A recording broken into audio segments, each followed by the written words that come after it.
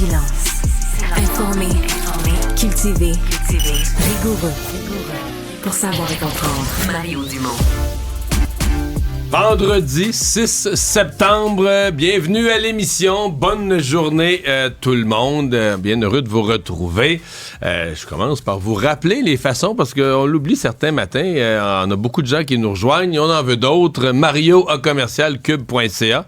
Et pour nous appeler ou nous texter, parce qu'il y en a beaucoup de messages textes qui entrent, 187 Cube Radio, ce qui donne 1877-827-2346 en chiffres. Alors, n'hésitez pas. Commentez nos sujets. Alexandre Dubé, Isabelle Perron qui sont avec moi. Bonne journée. Salut Mario. Des fois, on commence léger. À cette heure-ci, un matin, on va commencer lourd. Je dois avouer, je suis démonté, dégoûté. Bon, qu'un jeune de 14 ans en Georgie, là, dans la banlieue d'Atlanta, rentre dans une école, tue 2 enseignants, 2 collègues de classe, c'est renversant. Tu te dis comment à 14 ans tu peux rentrer dans ton école avec un fusil automatique, tuer du monde. Écoute, c'est peut-être le nouveau grand-papa qui parle. Moi, à 14 ans, c'est ado ascendant, enfant quasiment. Là, c'est jeune ado, là, puis il était un...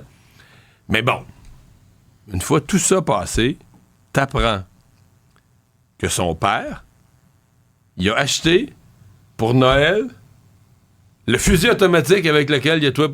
L'année passée, là, son cadeau de Noël 2023... Part de là, le problème. Oui, son père, il a acheté le fusil automatique avec lequel il a commis le carnage. Un AR-15. Un AR-15. Wow. Puis là, tu regardes les détails, tu dis, OK, mais déjà l'automne passé, l'été passé, donc le type avait 13 ans, le jeune garçon avait 13 ans, les autorités policières avaient contacté la famille pour dire, on n'aime pas ça, votre fils, c'est ce qu'il publie.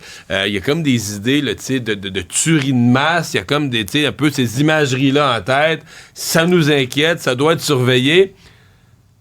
Fait que la famille, écoute, je veux dire, moi, comme père de famille, la police m'appelle pour me dire qu'un de mes enfants a ça. Je capote. Je suis en réunion de famille avec ma blonde. On s'en parle tous les matins, tous les soirs. Fait que ton premier réflexe, c'est pas d'aller y acheter un gun. C'est de trouver des... Mais faut être cave! Non, mais oui, il faut être cave. Faut être cave à côté, là. OK, comme parent, la mesure qu'on t'annonce quelque chose d'épouvantable à propos de ton enfant, puis la mesure préventive que tu prends, on va y acheter un fusil automatique. Mais, et là, le type, le père va être accusé au criminel, puis il y a une série d'accusations, mais j'espère. D'ailleurs, il y a une mère qui a été condamnée. Un enfant encore plus jeune, il était au primaire. Oui, on a déjà vu ça. Oui, à Chicago. Le cas de Chicago l'année passée, en 2023. Mais c'est qu'on remarque qu'ils sont de plus en plus jeunes. Mais je me dis... Mais les parents sont de plus en plus caves. Exact. Mais moi, je pense que ça part des parents. Quelque part, tu n'es pas comme ça. Il faut qu'il y ait quelque chose dans ton entourage qui t'ait donné cette idée-là. Le père en question, le jugement, il n'était pas là quand il est passé. Là. Enfin, voilà. On va aller dans le plus léger. Moi, vous connaissez ma routine. J'arrive ici le matin. Première chose que je fais après avoir dit bonjour, je vais me faire un café. Oui. Est-ce que tu bois ton café? Ben oui, tu l'ingères, toi. Je bois mon café. Par la bouche. Oui. Oui. De quelle façon tu bois ton café? Pourquoi se pose-t-on cette question ce matin? C'est que ça fait un an et demi qu'il y a des tendances, même je dirais depuis 2018, depuis Gwyneth Paltrow qui arrive avec toutes sortes de modes et toutes sortes de choses sur les réseaux sociaux. Bonne pour la santé, là. Entre guillemets français, bien évidemment. Il y a toutes sortes de trucs pour nous aider à mieux vivre. Et celui-là, c'est en lien avec le café que vous buvez le matin. Elle, Gwyneth Paltrow et d'autres influenceurs ont décidé de rendre virale la tendance de se mettre du café dans le rectum. Alors, on fait un lavement. Et là, il y a vraiment des conseils très, très précis là, pour que ça fonctionne. Donc, on doit s'ingérer ça. Là, avec une paille, ils font... J'essaie de comprendre. Alexandre, c'est un gars pratico-pratique. Oui, c'est le comment. Avec une poire. Oui, c'est ça, le genre de poire, là, exactement. C'est comme une poire, t'as probablement une faire un lavement. Tu sais, ton jus dans le rôti de viande. Pour la dinde, là, à Noël. Mais achète-en deux. Mais moi, achète-en deux, mets une étiquette. Oui, identifie-les comme il faut, parce que la dinde va goûter drôle à Noël. C'est quoi les épices que t'as mis dans ta dinde? Oui, donc. Bon, c'est 3 tasses, café, température pièce, ça c'est important. Pas bouillant. Pas bouillant. Oui, c'est pas miaulé, là. Sinon, tu peux gagner le 100 mètres aux prochains Olympiques. Oh, j'aimerais ça voir arriver la personne aux urgences. Il faut que tu attendes une quinzaine de minutes. question que ça bouillonne un peu. Et par la suite, semblerait que tu as fait un bon ménage là-dedans avec ton café. Et c'est un buzz sur les réseaux sociaux. Ça fait Est-ce que ça te réénergise? J'ai l'impression que oui, c'est bon. C'est comme un suppositoire de caféine? Ils disent aucune étude scientifique, j'espère, pour les bienfaits de ce lavement. Mais c'est pas bon. Faites pas ça. Je me méfie toujours de ça, moi, des influenceurs là, et des conseils médicaux. S'il y a quelque chose que j'essaie de me tenir loin, c'est ça. Je sais pas. Mais Il y a plein de gens pourtant qui croient ça, qui suivent, qui boivent leurs paroles.